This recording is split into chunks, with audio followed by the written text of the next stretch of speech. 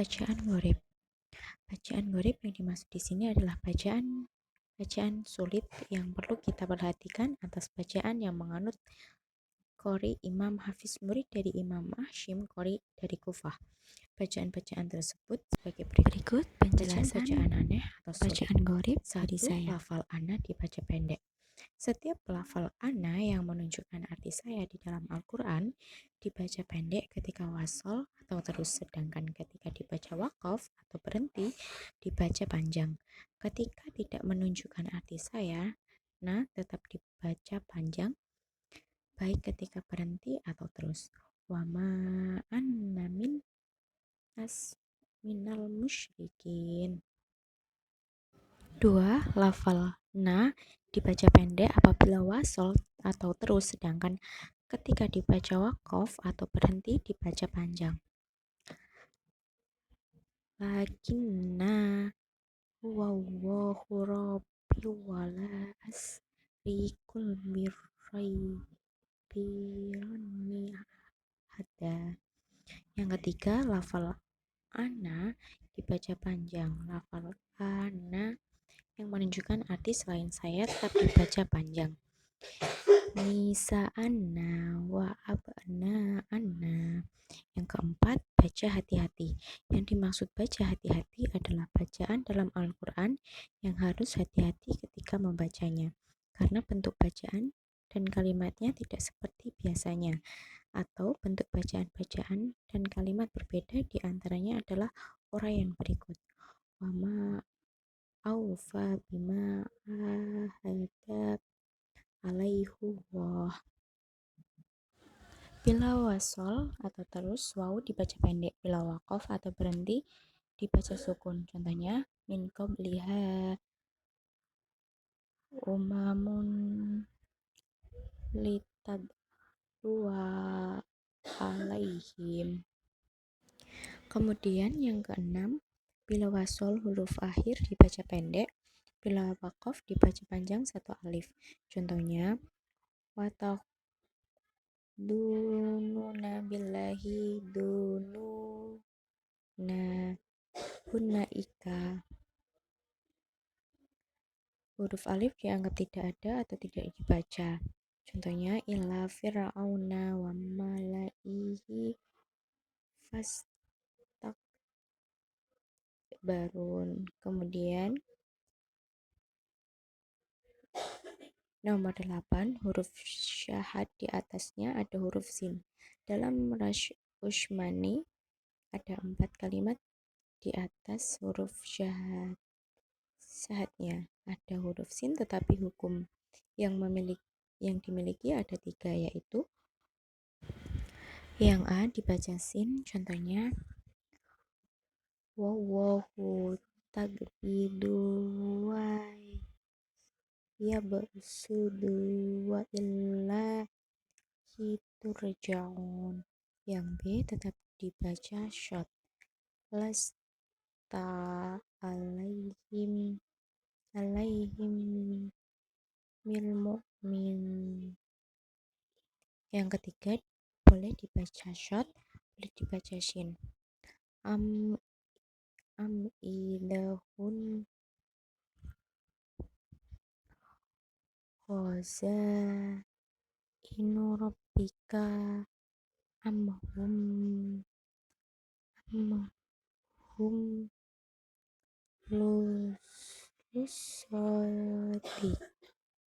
sotirun.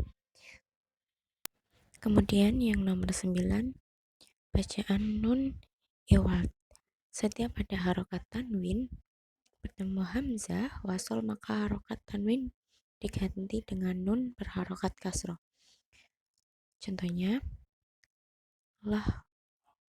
lahwan fadun diganti lahwan fadun.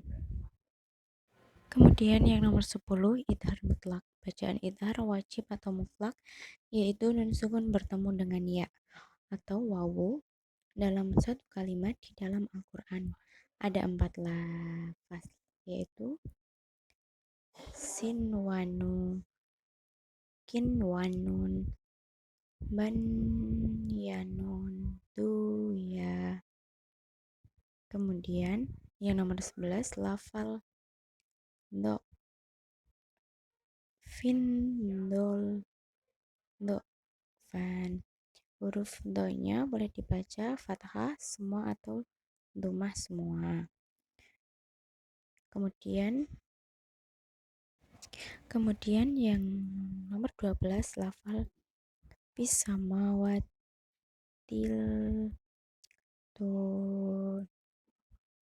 tunin.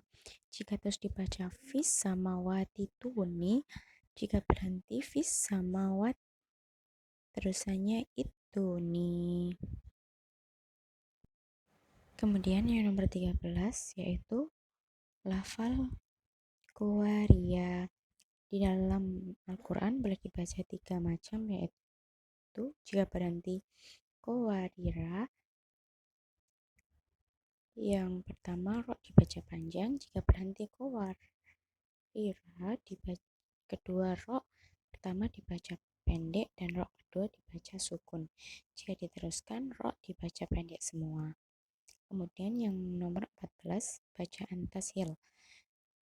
Tashil adalah meringankan bacaan hamzah. Yang kedua dibaca antara hamzah dan alif tanpa mat. Kemudian yang nomor 15 bacaan nakol. Nakol adalah memindahkan harokat ke huruf lain. Kemudian yang nomor 16 bacaan isyam. Isyam adalah isyarah mencucu di tengah dengung, seperti membaca lafal lata manu, tetapi ketika membaca nun tidak mengeluarkan suara. Cara membacanya mencece, mencucu, mencece. Kemudian bacaan saktah.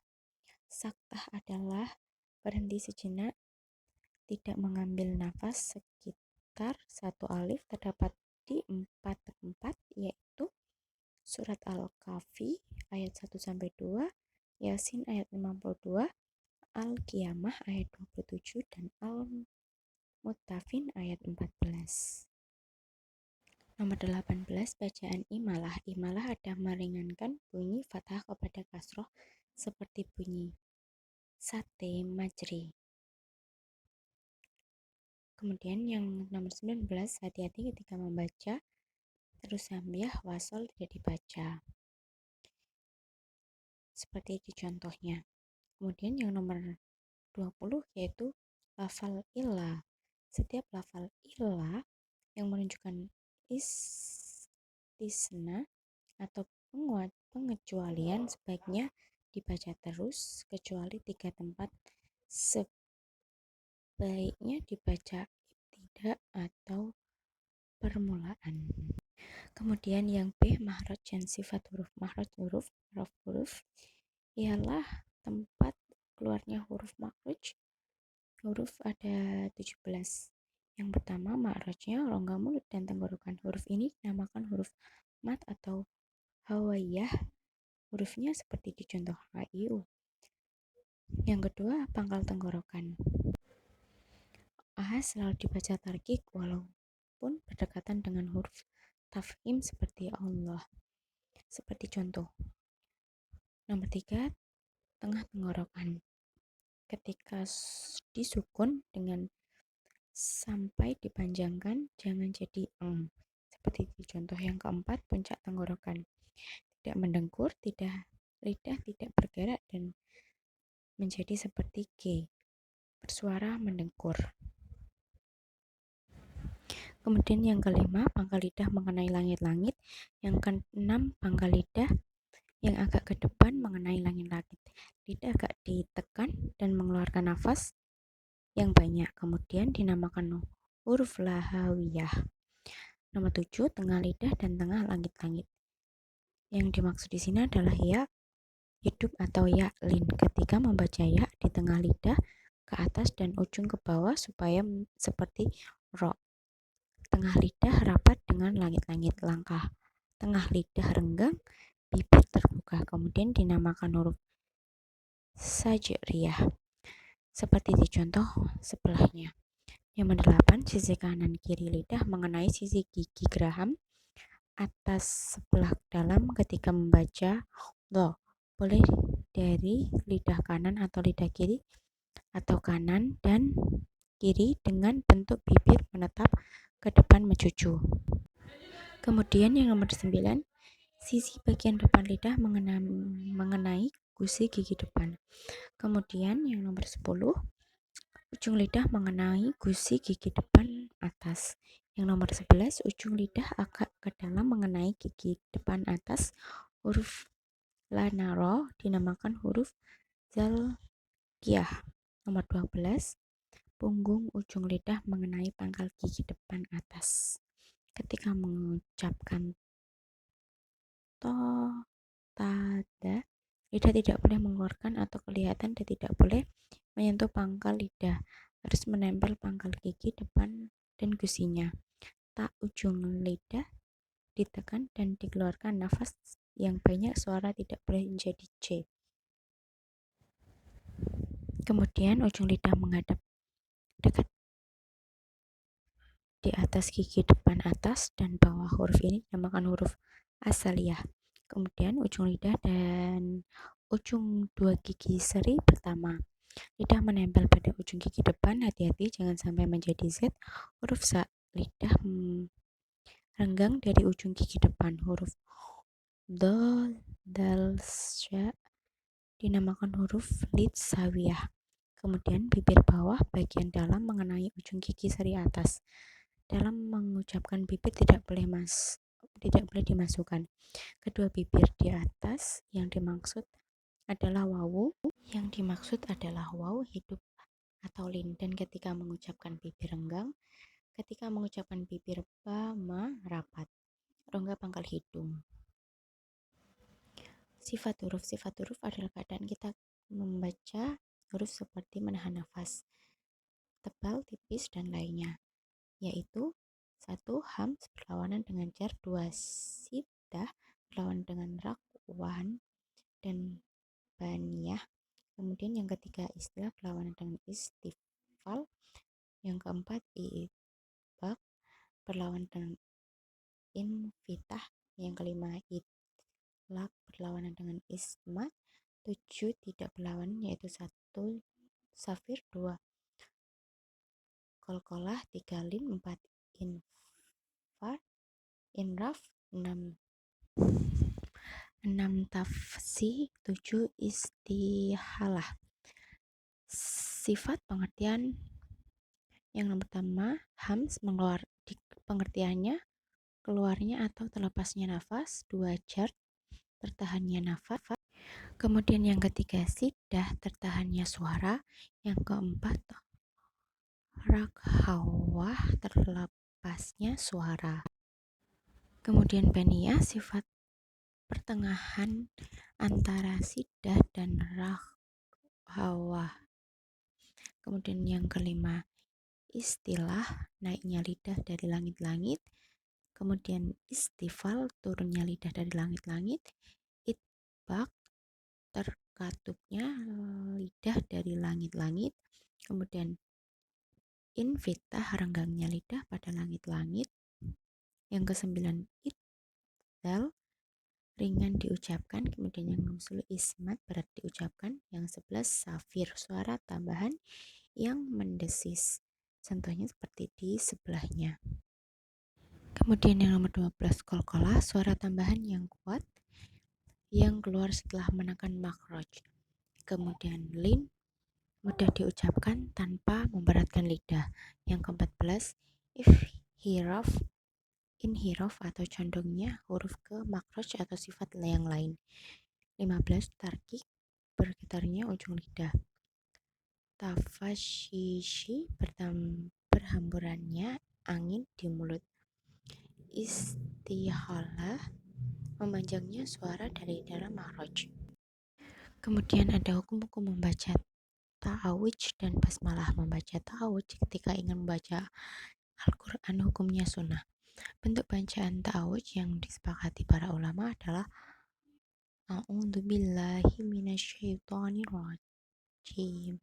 Adapun membaca basmalah ketika ingin membaca Al-Qur'an hukumnya ada 4, yaitu wajib, yaitu di awal surat Al-Fatihah karena termasuk ayat surat Al-Fatihah menurut mazhab Syafi'i.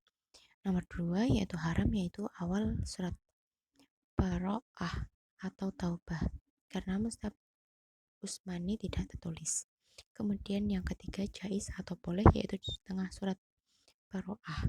Yang keempat yaitu sunnah, yaitu membaca awal surat selain surat Al-Fatihah dan Al-Baro'ah. Kemudian yang D, cara baca Al-Quran. Al-Quran yaitu dapat dibaca menggunakan 4 macam cara, yaitu tahqiq. Tahqiq artinya menekan bacaan. Cara ini biasanya digunakan bagi orang yang sedang belajar membaca Al-Quran dan melatih bacaan agar bacaannya bagus. Walaupun demikian, cara membacanya tidak boleh melanggar batas tuntunan ilmu tajwid. Yang kedua ada tartil, artinya bacaan pelan-pelan. Bacaan tartil biasanya digunakan bagi orang yang sudah membaca Al-Quran dengan baik dan benar. Membaca dengan tartil juga adalah cara yang dianjurkan dalam membaca Al-Quran. Ketiga, tadwir. Tadwir artinya tengah-tengah antara bacaan pelan dan cepat, atau dapat dikatakan dengan bacaan tadwir adalah bacaan sedang. Kemudian yang keempat, tahdir. Tahdir artinya bacaan cepat, namun cepatnya membaca Al-Quran harus mengedepankan kaidah ilmu tajwid. Membaca Al-Quran dengan cara tahdir wajib menjaga hak bacaan, misalnya bacaan mat, guna, idhar, ilgham, waqaf, wasol, dan lainnya. Jangan sampai membaca dengan tahdir melupakan kaidah ilmu tajwid. Sudah menjadi ketetapan ulama bahwa